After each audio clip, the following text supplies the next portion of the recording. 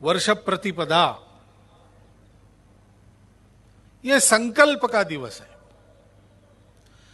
संकल्प करना और प्राणपण से उसके लिए प्रयास कर उसको सफल करना। प्राचीनतम घटना इस तिथि के पीछे बताते हैं कि यह सृष्टि का प्रारंभ है।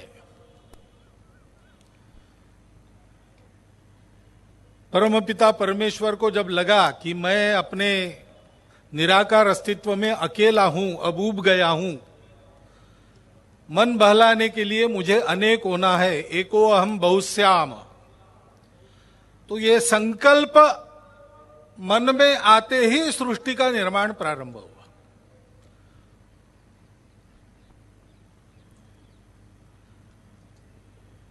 ईश्वरीय गुणों की पराकाष्ठा जिसमें है वो स्वयं ईश्वर ही है,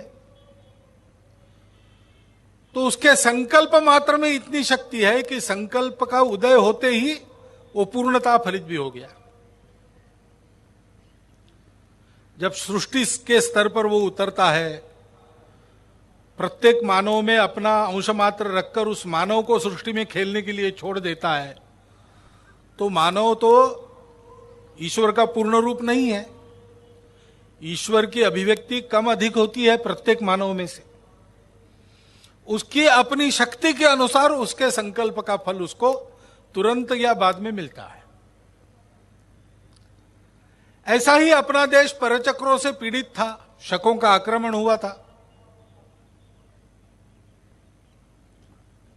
और सारी भूमि को विजित कर शक सम्राट यहां पर सुखे नहीं वो राज्य कर रहे थे।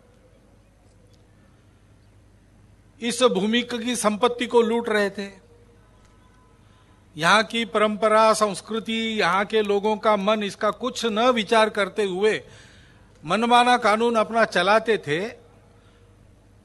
और संपूर्ण समाज में इसके खिलाफ कोई प्रतिक्रिया नहीं थी। तब एक बालक, शकों के यहां आने के पहले जो राजा थे उनके राजवंश का बालक, शक सम्राटों की उस अत्याचारी गुलामी से भयभीत होकर उसको छुपाया गया था मिट्टी का काम करने वाले, घड़े बनाने वाले कुम्हारों के घर में।